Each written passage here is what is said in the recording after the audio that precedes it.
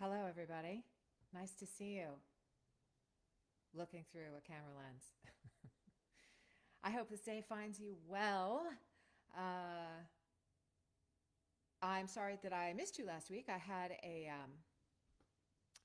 flurry of affiliate work come through in the morning, so it was, standard kind of work stuff for me. wasn't new. It was just the timing of everything, right? So my apologies for that last minute delay on this topic. I am I'm hoping, here's my hope. I'm using new equipment. I'm using a new camera. I'm kind of going through a different source to come live to you. And my hope is that you can hear me, that you can see me, and that there isn't too much of a delay. I'm trying to figure out the delay. So my hope is that it all kind of lines up. And if you would, when you let me know that you're here, if you would let me know that you can hear me, you can see me, and let me know the degree to which um, there's lag, there's delay in my in the audio. That would be super helpful. Um, Today we're going to talk about old dog, new tricks. Subject near and dear to my heart, being an old dog. Um, and one of the main things that's it's really important to understand about this whole notion of being an old dog, um, it's all about mindset. This really has nothing to do with age. Um, you can be 25 years old and have an attitude like an old dog, and you're not going to get anywhere, and you're not going to learn anything. You're not going to avail yourself of all the riches in the world. So, alongside that, you can be in your 40s, 50s, 60s, 70s, 80s and be a spring chicken, because that is reflective of an open mind, a supple, open mind. And that is the sort of mindset that we want. Because though, having a supple mind and an open heart are the conditions under which we learn and we grow and we expand. So, uh, what are the what are old dog qualities? Let's talk about that for a minute. As I think about literally, what is an old dog like? Usually they're cranky. um, they're irritable. Like, don't bother them. Especially, man, if you see a dog with little, or I should say, like, if you see a mom dog with puppies who's like had it to here, and puppies come up to them, it's just like, oh, get away from me, right? It's that sensibility, that sense of crankiness, right? That is not, it's, again, not conducive to learning, right? So crankiness, number one. uh, Being sore, like physically sore, out of shape, inflexible, right? Immobile. So, those qualities of an old dog, right?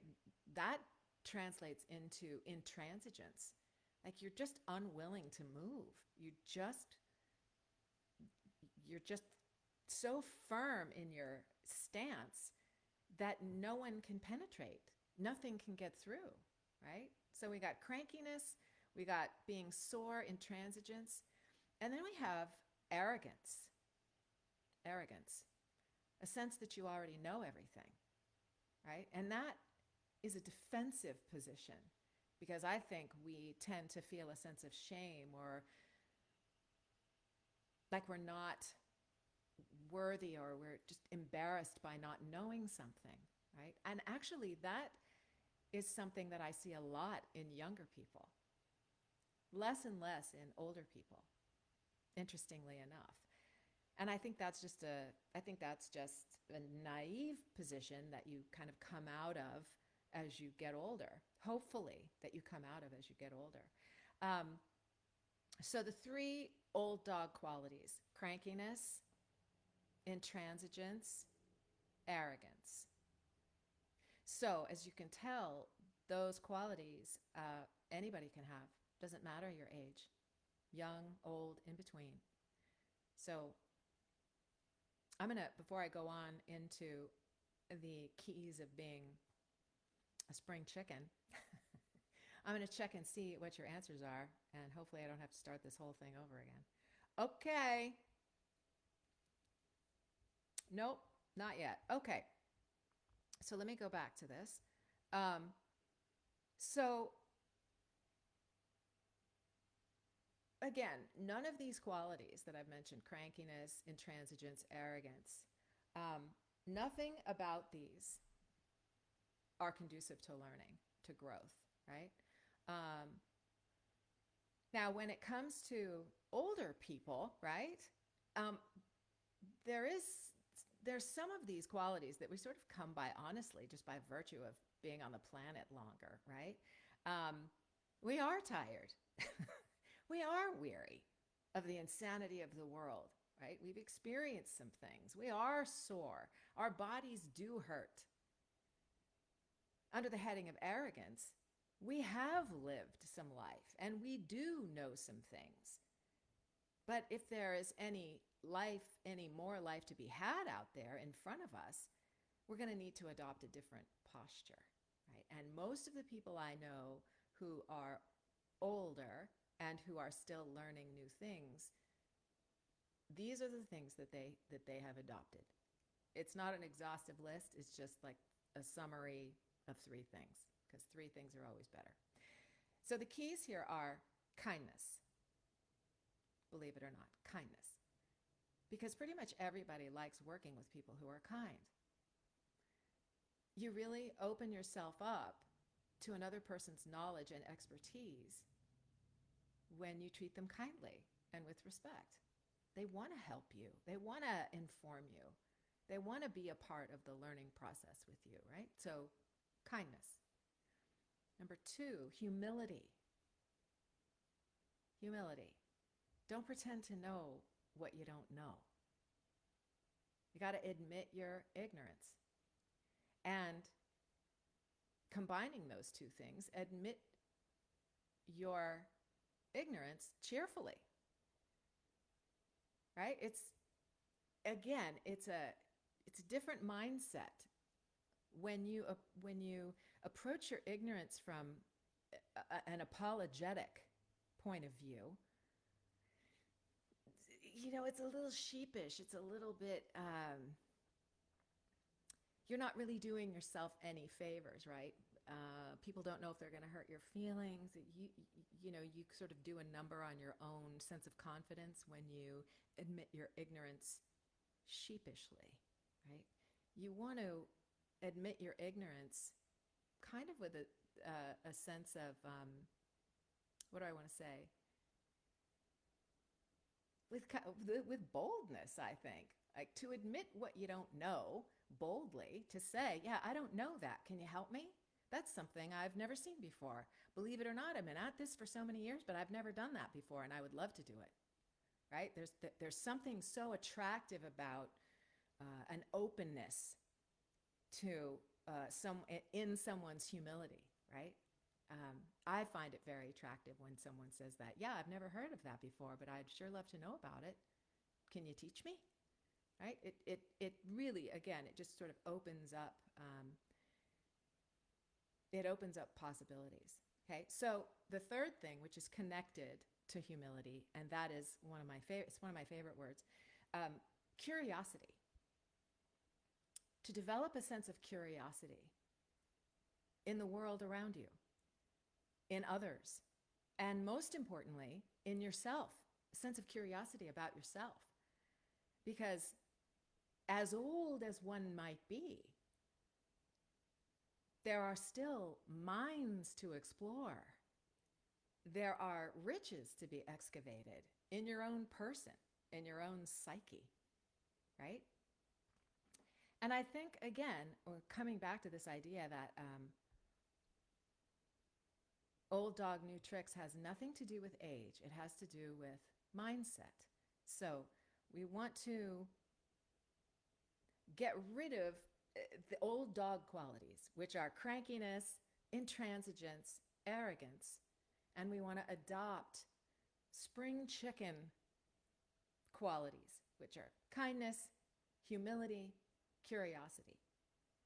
And it's from there, it's from that foundation that we open ourselves up to learning new tricks. Um, and I'll say this, I'll just give you an example. When I moved from doing animation, I'm sorry, when I moved from doing commercial and promo, when I began to add on other voiceover genres, um, there was a sense in which I was open, but it's difficult to let go of your experience, if you will, of your years and your knowledge. And I had had 25 years of experience in voiceover when I decided to try a couple of new genres.